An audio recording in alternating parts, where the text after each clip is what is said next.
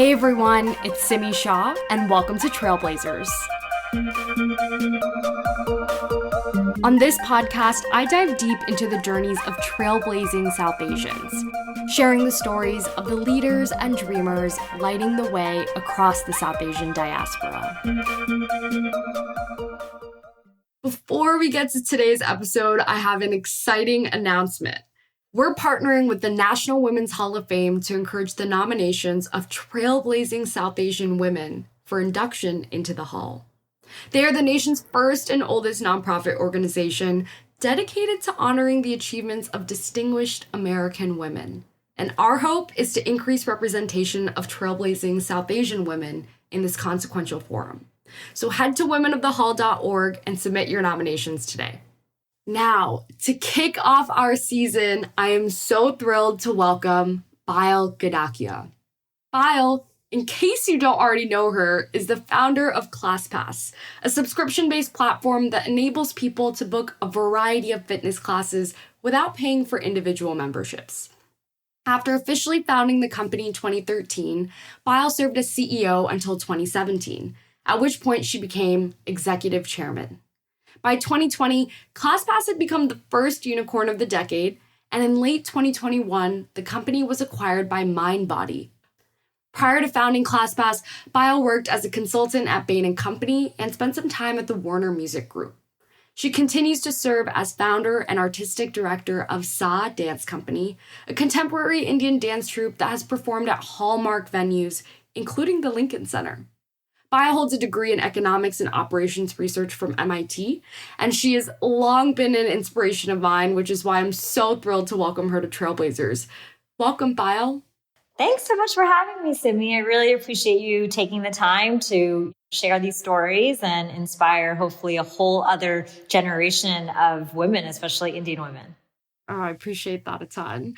So I really want to start at the beginning of ClassPass, which takes me back to the 3 years you spent at Bain, and then you went and joined Warner Music Group in 2008 so you could spend a little bit of time on your passion for dance. And then one day you decide to give yourself 2 weeks to come up with an idea for a company. What prompted that? So I have been dancing since I was 3 years old. And I think, like most Indian girls, it's something we did when we were younger. It is something that gave us this unbelievable fun activity during college. And it was obviously like this hobby and passion of mine. But it was deeper for me. Like I was trained in various forms of Indian classical and traditional dance. And I felt like I was really good at it. Like it wasn't even something that, okay, I just did it on the weekends and stuff. I performed at every family function. I loved it deeply. And so as I got older, I think for me, it really became about how do I hang on to this thing?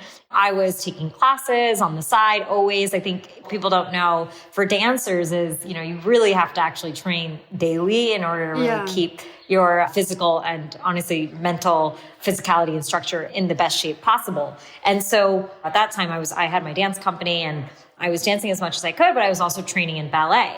And so that day I decided that I would take a different class because I just was at that point where I'd been with my same teacher for about a year and I thought I would try something new. And I ended up on the internet with a bunch of tabs open and it just seemed like an obvious problem to solve for me, especially because I was so passionate about keeping something I loved like dance that was mine in my life, but I knew other people had other activities that they had given up in their life, whether it was music or being athletes in college, like all these things that I felt like made people feel so centered and whole were things that we no longer looked forward to because we had to have jobs and get promotions and get married and just this long list of check marks that took away this heart and passion. So that was sort of the moment where everything started. And so why 2 weeks? I mean, why did you give yourself such a tight timeline to come up with an idea for a company? So I knew I needed to move forward in my career. Like I was at that point where my current job wasn't the right one. And I had been building my dance company, but I also knew like I wasn't at the point where I was going to scale that either. So I knew I needed to make a shift. And I didn't want to waste too much time in sort of thinking of this crazy idea. I had actually gone out to San Francisco to visit one of my friends, Parul. She worked at Bain with me and I went to visit her. And at that point, this is 2010, right? The word entrepreneurship is not something that people are familiar with. It's not something that people think is even like a career path, especially in New York City. But in San Francisco, it was a very different story. Everyone was building apps and ideas. And I was so inspired by that. It felt kind of risky, but I was like, hey, why don't I give myself 2 weeks to see if this is sort of an environment I can thrive in? Is there a problem in the world I wanted to solve? And actually, it's funny because we'll go back to that later, but the whole problem in the world I want to solve is actually a really important part of this whole journey, I think, for me and for any entrepreneur. But I think for me, I was like, what could I solve in the world with my creativity, with my passion, my leadership? What is out there? And if I didn't think of something in 2 weeks, then it was time to maybe find other career options and sort of think of other ways to move around in the music industry I was in or in the arts world. But that was really the reason I gave myself that deadline. Yeah. And so before there was ClassPass, there was Classtivity and Passport. Can you talk a little bit about how you got started and walk me through the evolution to ClassPass? Yeah. It's always so funny when people bring up these names now because they feel so foreign to so much of my own company, but obviously at the time they were such important parts of the process. Yeah, so when we started, I literally took inspiration from OpenTable, right? It seemed obvious to build an OpenTable for classes. Our first name was actually Dabble Now. It wasn't even Classtivity. Most people don't even know that, but I had to let go of that because someone else launched a class marketplace in Chicago called Dabble. And so I had to change my name overnight and we changed it to Classtivity. Which is a mouthful, and no one ever spelled it right. But outside of that, we first launched a product, which was a search engine. It took about a year to build. Basically, we were scraping information. We were trying to get a bunch of data into one place that would have every single class listed in Manhattan in one place, right? So you could go on and say, I'm looking for yoga in Chelsea at 6 p.m. And we would have all the classes sort of listed. Whether you could buy them or not, we were just really trying to build this directory of classes. And that was step one of the process. We had actually raised, I think at that point, over $500,000. We were just about to get into Techstars, which was an amazing incubator that still exists today. At that time, there was only 2 classes, right? It was only in Silicon Valley. And we were, I think, a part of the second New York class that ever existed for Techstars in New York City. So it was, like I said, this was all very, very, nascent. And it was New York was sort of finding its tech roots too. And so we got into this program and I just felt like we were succeeding. It was sort of this obvious thing for me where I was okay, I got everything ready. I got to raise money. I built a website, all of it. And of course we launched at the end of Techstars on demo day. And it was one of those moments where I feel like everything went silent for me and my heart fell because no one was using the product. And I think as an entrepreneur, you have all this momentum, all this energy. You get so excited about launch, right? And you put so much into it. And it is so hard when it doesn't work. And this wasn't even kind of not working. It was just not working. It was crickets, right? 0 reservations, no one booking any classes. And even though we'd emailed, 10,000 different emails for people to use the directory to go find classes, there was nothing going on. And I was building a marketplace and the actual only thing that mattered was for someone to book a class, right? And someone to actually transact on my marketplace. So I was not succeeding like OpenTable. That was definitely not what was going on. And I was also trying to raise some capital at the time. So I remember I went out to Silicon Valley and I was trying to raise capital. And I think we ended up raising a little bit of money around that time because we had the momentum of Techstars. So thankfully, some of that. And I think, for any entrepreneur, if you can build momentum and a little bit of the credibility, it always helps for people to sort of take that bet on you. And at that time, they were still betting on me and an idea, even though I knew inside the product wasn't working at all. And so it was a really tough summer. I always call it the summer of buttons because we were just trying to figure out if maybe it should be a red button versus a yellow button. And is it big enough? Can people see the buy button? But we were completely off. And I think eventually I kind of really realized that we needed to move a different direction. And so after about 2 months of that, which is actually too long. And if I could rewrite it, I would be oh my God, why didn't I change it so much quicker? But you don't know that until you look kind of backwards. But I remember getting the momentum to say, okay, we're going to try something new. And the team and I started doing a bit more research on classes. And we started seeing this huge new wave of boutique fitness studios opening. Many of them were offering this free complimentary class, right, to new customers. So it seemed sort of obvious. Let's go package those up and build a website that would get everyone to sort of try classes for a month. And people could go around and try yoga class, dance class, spin class, and it would work and help to bring new customers to so many of these studios that were opening up. And so we packaged this all together. This time we launched the product in like a month. We were not going to waste time building all this technology, doing all this branding or launching. And we started putting this product up. I remember we launched it on Thanksgiving and people started buying it. And it was so cool because I remember as a founder, when you start having people going to class, and like that was my only mission. And by the way, we are now close to 2 years into this journey for me. I remember when people started going to class, it just felt so incredible to actually feel like we were making a difference and having people going and trying all these new studios. So that was product 2. It was called Passport. And then eventually we realized that the Passport wasn't converting and helping people actually go and like book classes at these studios long term. And then many of them were actually trying to buy this product over and over again. And they were signing up with fake emails. Free emails, which, yes. Yeah, exactly.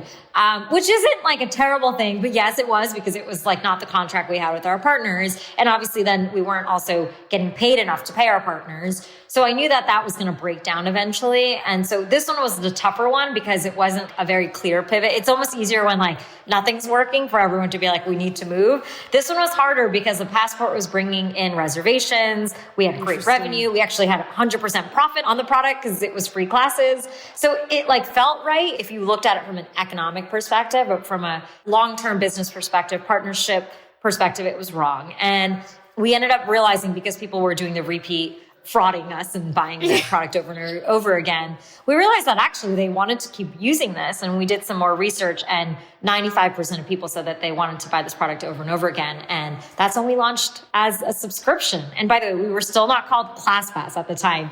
We were called Classtivity. And when we launched that product, it was called the Classtivity ClassPass. And we were that for about 7 to 8 months before we actually killed the Classtivity part of it and just became ClassPass.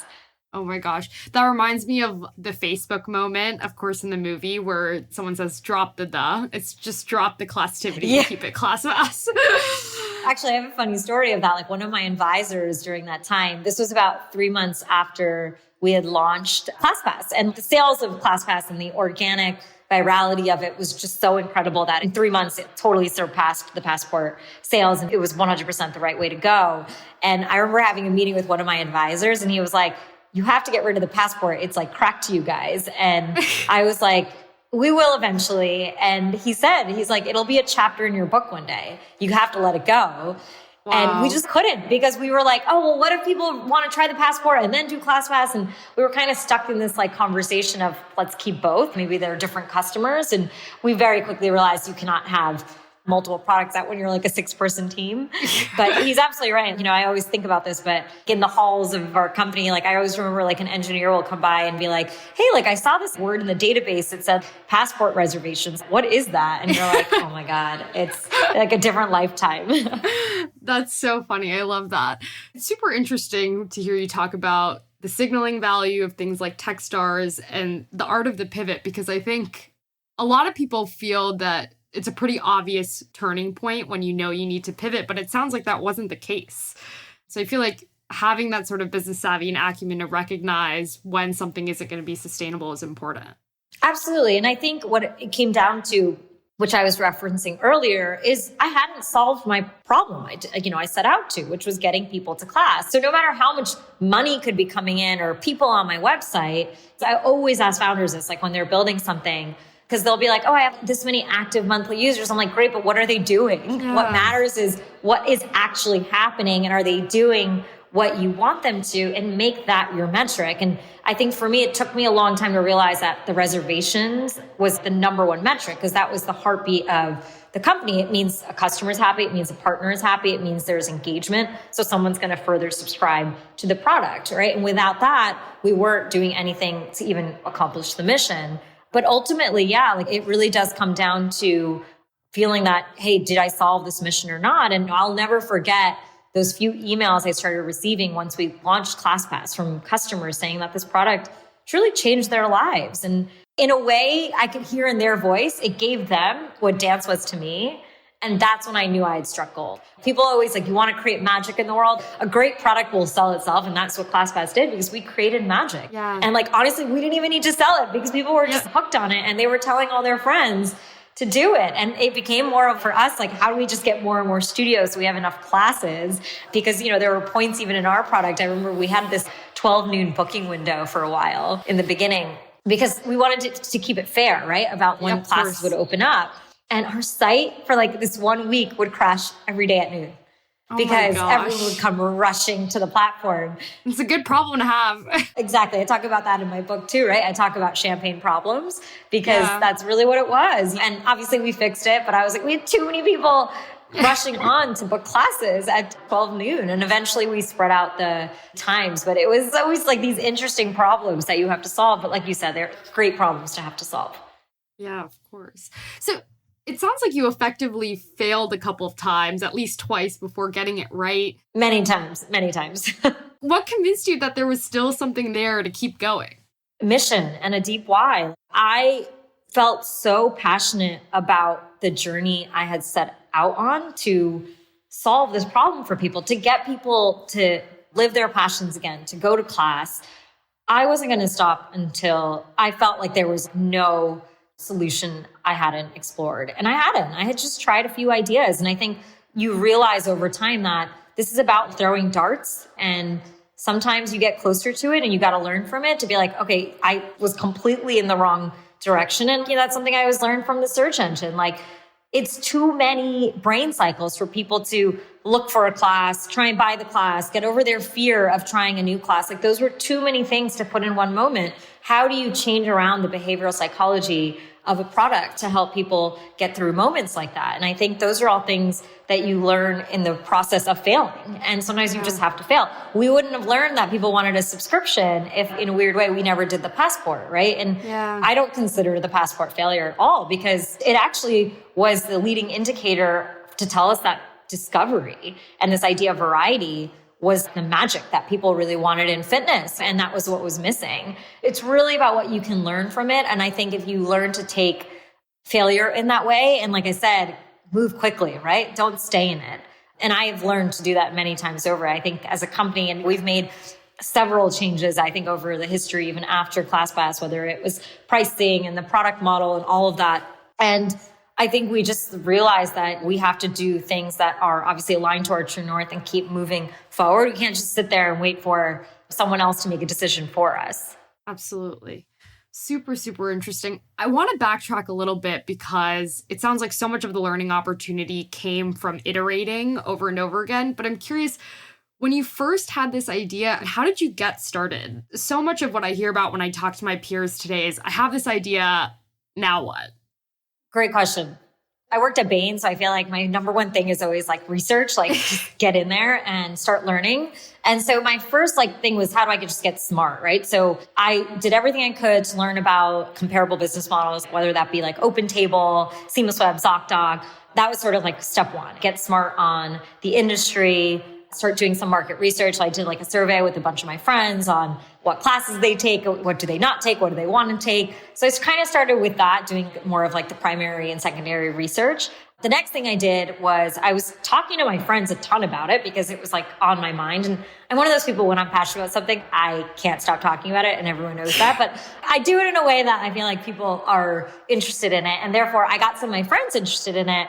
And so they wanted to start writing me checks. So I kind of started raising capital even before even trying to raise capital, because I was just talking about it all the time with my friends. And I remember being at brunch with one of my banker friends, and he was like, here's $10,000. And I was like, I don't even have the company set up. And he was like, I believe you can do it, right? So that was step two, is this idea of just talking about it, raising capital organically through friends and family.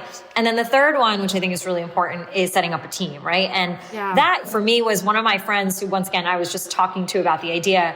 He just got so obsessed with the idea where he was like, I just have to help you. And at that time, entrepreneurship wasn't, like I said, as big of a thing. So a lot of people were kind of also helping me on the side. So they had their day jobs, and then they'd give me any hour they could. Some of it was before I had even quit. And once I quit, then I had a few other people who were like, I'm going to come and do this full time with you. Wow.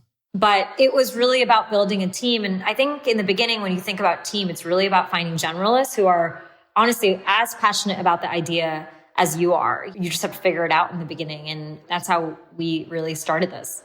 That's super helpful insight. And I feel like not something that we get enough of, tactically speaking. You touched on the fact that you quit your job. And I remember listening to you when you were speaking with Guy Raz talking about how your mom encouraged you to quit your job. Did that take you by surprise coming from an Indian immigrant family?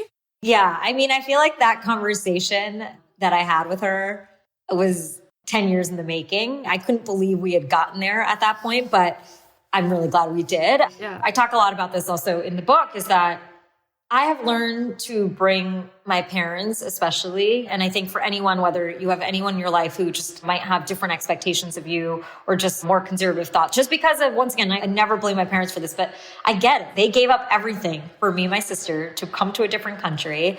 I 100% respect and value and always want to make them proud. But at the same time, I wanted to make them proud and also take leaps in my life. So I learned through my whole journey, whether it was MIT, dance, Spain, was to like celebrate everything and share it with them, almost overshare everything. So they were bought into my success. They were bought into my own capabilities. And so I think by the time I got to that point where I was like, I really don't like my job. I don't know what I want to do. I have this idea. And my mom was the one who was like, well, why don't you quit? I think she just at that point was like, Beta, like I can say that. She's just like, you have succeeded in everything you put your mind to in your life. Go for it. And I needed that because I did always feel like a sense of, I have to make my parents proud. What Indian child doesn't? And so I think having her say that to me meant a lot. And I think it gave me the wings I needed to quit the month after. That's absolutely incredible. And it resonates a ton because I went through a different experience. It was less of an idea and more just me not being in the industry I wanted to be in, working in private equity. And my parents, after a bit of time, had a very similar reaction. And it's just, I felt like I was grappling with it at a certain point more than they were. And it's just fascinating how it's so ingrained into us from a young age to follow a structured path, make them proud. And here they are like cheering you on without you even realizing it. Absolutely. I think they've been through a lot. And at the end of the day, I think they also want us to be happy. You know, I think they realize that they did a good job. Sometimes like, I just want to tell my parents that you did good. Maybe they'll listen to this podcast and hear it. Yeah, exactly. So I want to fast forward a bit. In 2017, you built this incredible company that is ClassPass, and you transitioned out of the role of CEO into the role of executive chairman. Was that a hard decision? What prompted that move? I think for me, when I started this journey, I had never started it to be a CEO. Like I said, I started it to solve a problem. It's funny because by the time 2017 came around, there was like such an emphasis on like female founders and being CEOs and the title and all of that. And it was funny, right? Because I started this in 2010. So I just felt like my journey started so differently. And I always knew like, I'm a creative and I'm an artist as much as I am a businesswoman and leader. And honestly, it's really hard to be both and be kind of confined into a role and a title. And it just, at some point, it just wasn't working for me. Like I just felt like I was showing up every day to do so many things I didn't want to do because I carried this title. And I needed to like really unleash myself from that. And it was hard. I would say the hardest part about it was what people were going to think. And that's why like I've never ever made decisions in my life based on what other people were going to think of me. But I knew that was going to be the hardest thing that I was going to have to grapple with, is people being like, why did she do that? And hey, like, what does this mean? And I never wanted any other woman in their world to ever think that they couldn't be a CEO, right? Like that was never ever the story I wanted to project, but it didn't feel authentic to me and who I was. Yeah.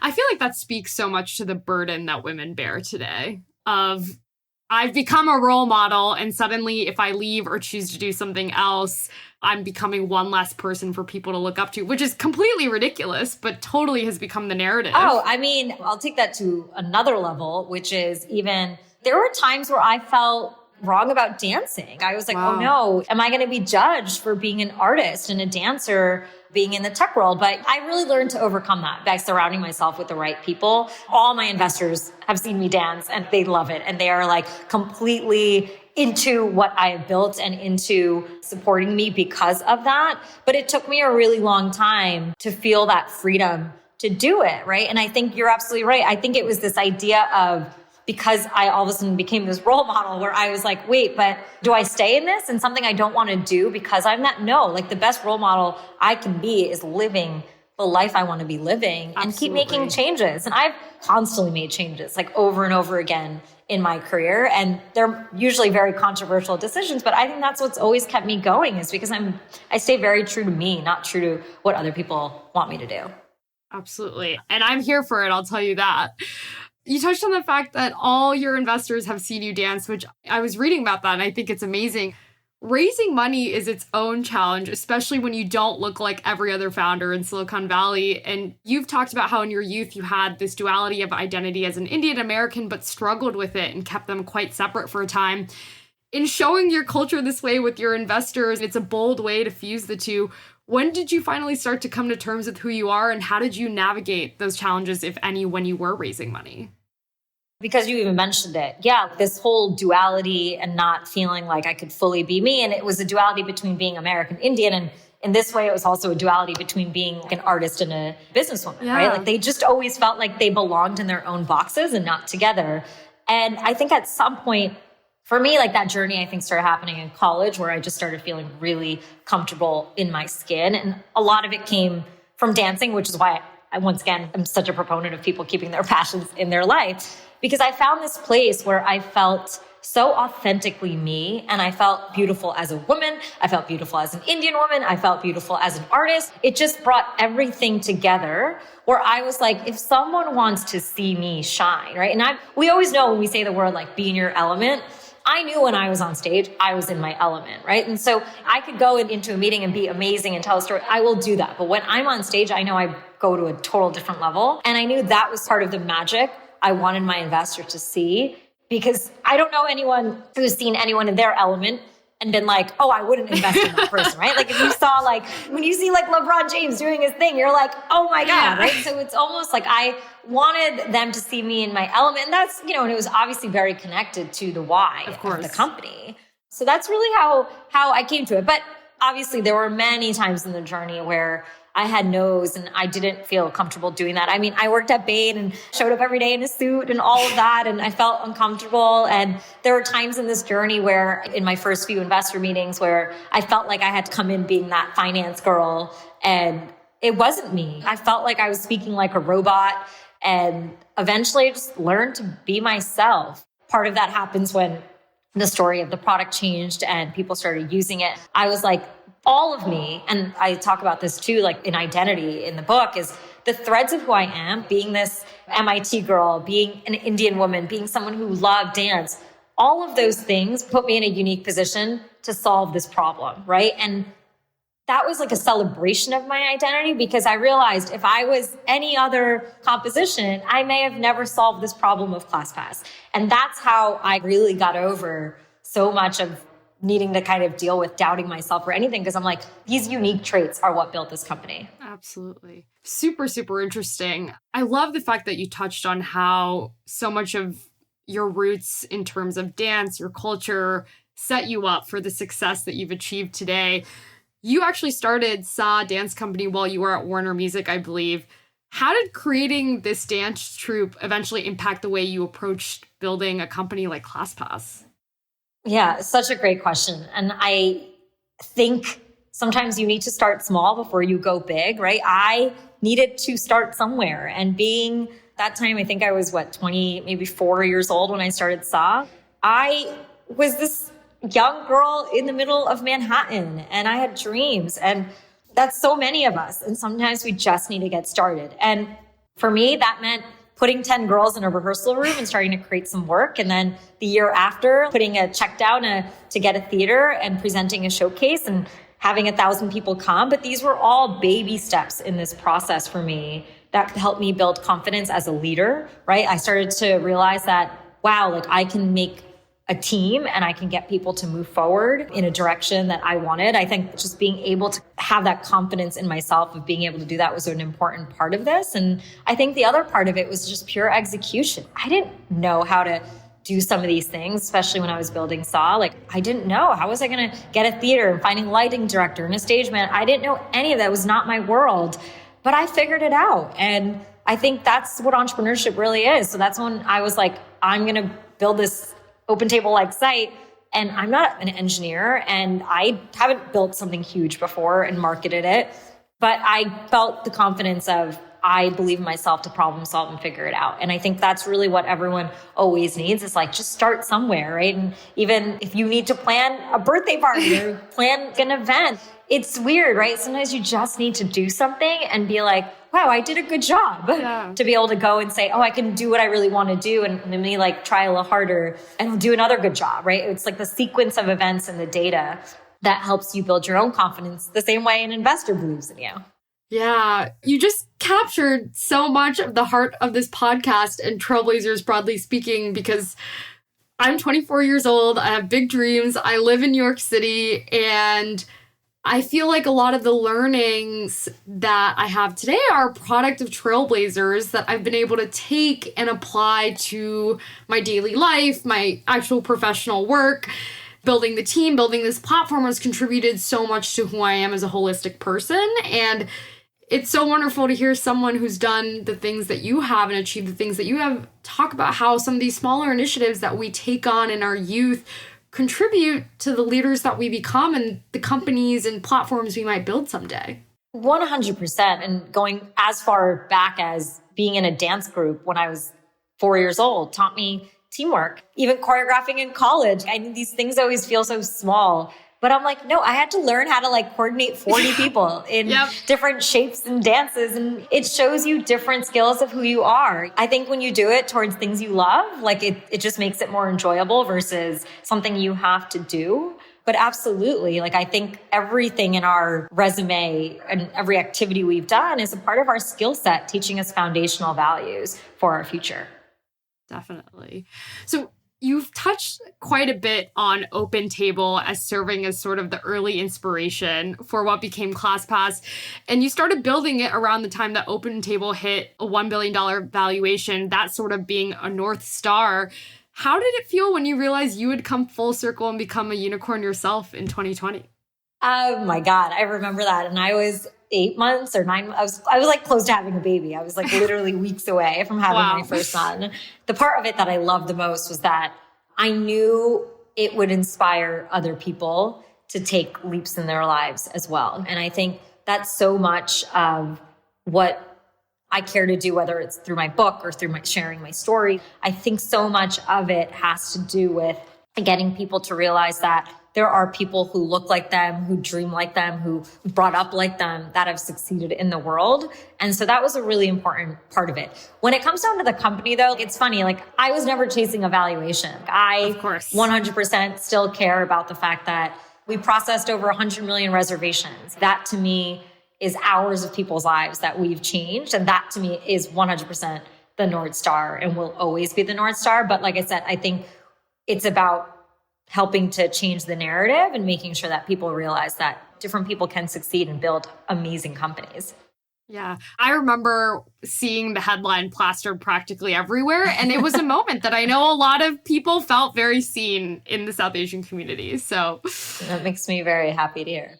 That same year that you become a unicorn is also the same year COVID hits, which is an unfathomable headwind for a business. What did that moment feel like? Can you speak to the challenges the business faced and how you approached it? Yeah, so it basically was March, right? Like of that year. Yeah. We had hit our $1 billion valuation in January, coming off like, January, February is always like one of the best times of year for us. Obviously, everyone's kind of getting back into it. And then COVID starts hitting. And within a 2-week period, literally 95% of our studios shut down completely around the globe. Okay. We're working now. And this is, by the way, we are a global company, right?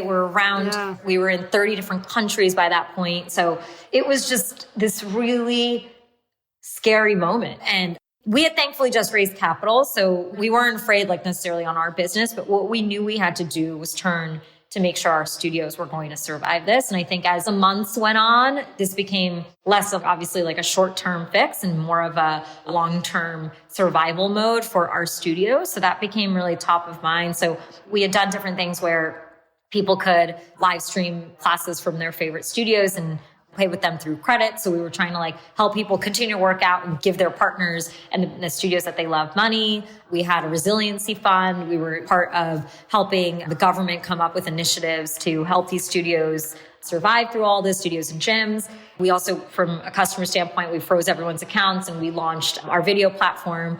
Our heart and soul is obviously getting people to classes, and that's why for us, it was like, it's just this interesting thing where we've been waiting, and I think it's just a hard time because it's the not knowing when. That's the hardest part of all of this. Do we know people are going to, go back out and live life again? Yeah, like they will. It's just a matter of when, and surviving that. Yeah. Was there any particular mantra that just kept you going through this period? It's funny, right? I think this idea of pivoting and resiliency is just such a big part of our DNA. The team flipped the entire app within literally a week, which was just so incredible. But I think it just goes back to the DNA of who we are, that we're going to get through this because we care enough and this is here for a short-term time. We're going to get to the other side. And when we do, people are going to need this more than ever. Yeah, and absolutely. I think that's really what kept us going. Yeah, absolutely. Yeah. So fast forward about a year, in late 2021, ClassPass gets acquired by MindBody. Did you struggle with the decision to sell? I mean, is this the outcome you always envisioned? You never know. As a founder, you build to build, and whatever these outcomes are, they vary, right? I think for us, and what's so interesting is like, I have met and worked with MindBody since the day I built ClassPass. So when we were building that open table model, we were working with MindBody. So these two companies have worked together for so long. I think both companies would say this was a matter of when, not if we were going to come together. I think it was we just didn't know when and in what situation. And I think with COVID happening, and like I said, going back to the mantra of protecting and helping so many of our studios, we knew that putting these companies together was the best way to actually help the entire industry as we get to the other side of this pandemic. Because like I said, we were going to always come together at some point or another because of the way we complemented each other's businesses. And so this helped put all of our energy into getting the industry up and running again. So that's, really what it came down to. It's definitely hard. I think obviously like in that decision, I decided to obviously move on and move forward onto new projects. That was probably the harder part of it for me because I just realized that, I've been working on this for literally a decade. Yeah. And I was just at a point where I was like, I also now, I'm at a point where I'm like, where do I want to spend my time, my energy, and my dreams, And obviously, like, I will always love what I built at ClassPass, and still, I'm such an avid user. But at the same time, you got to move on and keep moving forward and keep sort of ripping that Band-Aid over and over again. Yeah. I thought it was really beautiful that you had actually met MindBody's founder, Rick Stolmeyer, early on in the ClassPass journey. It's just so amazing how things come full circle. It's funny because his wife saw me and my co-founder on the cover of Inc. magazine. And this is, by the way, before we had even a launch product. We were only on the cover of Inc. because we got into Techstars. I always find it so coincidental. And his wife saw it and she was working at MindBody.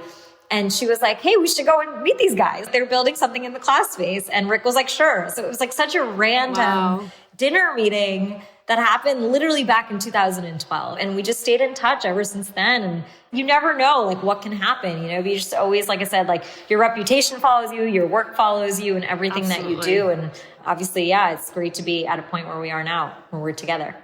Yeah. Something that's always stood out to me in interactions like this, meeting Rick so early on in your career, and a Wall Street Journal piece that came out a couple years ago about your personal board of directors. You've had these amazing mentors in your journey. Can you speak to the importance of them and the roles that they've played over the course of this decade-long career that you've had? Yeah, I always go back to this idea of team life, this idea that I had a team in my parents and honestly my dance teachers since I was very young. And I think understanding what it means to have a team, be a team, is something that you learn, and therefore you learn how to recruit people who are going to help you fulfill your dreams, right? And as I was building this company, I looked for people who I think believed in me, had more expertise in certain areas than I do. So there were people along the way that I think, whether that was Anjula Acharya, who was an amazing, incredible, another South Asian role model, one of the first and only ones I knew at the time who was probably doing anything that wasn't in business and finance or engineering. Finding people like that who just spoke to me a bit deeper and who I think would give me advice through these different parts of my journey were really important. And then obviously more tactically, there was like Cyrus Masumi, who was the founder of ZocDoc, which was a very similar model to what I was building, but in the doctors and dentist space. It was about me finding people who could help me on my journey, whether that was like fundraising, introductions. For me, it really was about people I would connect to, and I think were going to connect with me. And I think especially when I think to being a female founder who's been able to get through this space, like I was really thoughtful. And obviously, like, yes, I worked with incredible women, but I worked with incredible men too through this journey, whether that was Fritz Landman, who was one of my first investors and who became CEO of ClassPass. And I think I had to be that test and that examiner of, do you understand me? And I think when I found people like that early on in my journey, I very much was like, please stay with me and please keep supporting me, because I knew I needed them to help me and they knew much more about the space than I did, but I also wanted them to let me lead. And I think even like when we made the CEO executive chairman decision, like Fritz is like, I want to help make your vision come to life. And I knew that. Like I wanted someone who was like, not going to be like, okay, you're out. Like, let me go and do this. Like I have my own dreams. And I think it's really hard to find people like that who can understand what's going to make the best of the company, the best of your interaction together. And I think you have to be really thoughtful about that. Yeah. I think that's super important because sometimes there's just a haphazard approach of just find mentors. But I think understanding what you should look for. Yeah, I think it's a really good point. I think people are always trying to check this box of mentors. You have to find people who are truly going to invest in you, right? And truly want to talk to you. And I think one thing I learned through my journey, and even when people come up to me, vice versa, is people who are really willing to be vulnerable on either side, because even Anjula and I, like, we're like sisters now. Like we've gone from even just like business conversations to true friendship and true sisterhood. And I think that requires a little bit of vulnerability because, by the way, like a mentor also wants to get something out of the relationship too, which means they want to feel like they can help you. And so if someone comes to me and is just kind of regurgitating all the things I've done in my life and ask me a question, which I know they could read on the internet, it just means less to me because I'm like, okay, great. Like I can tell you what I did. Great. But if you come and like ask me something that I know you're like truly struggling with, that I truly feel like I can help you with, it just changes the conversation immediately for me to be like, wait, let me think about that and give you a deeper answer. And it just starts something very new. And I think a lot of the relationships in my life have been started in that very authentic way. I think that's a really powerful sentiment, and one I'm definitely going to add to my toolkit when it comes to looking for mentors. Now, you spoke very briefly about this grander vision for ClassPass, and you once talked about how that vision was LifePass, offering these soul-nurturing experiences like cooking classes or massages.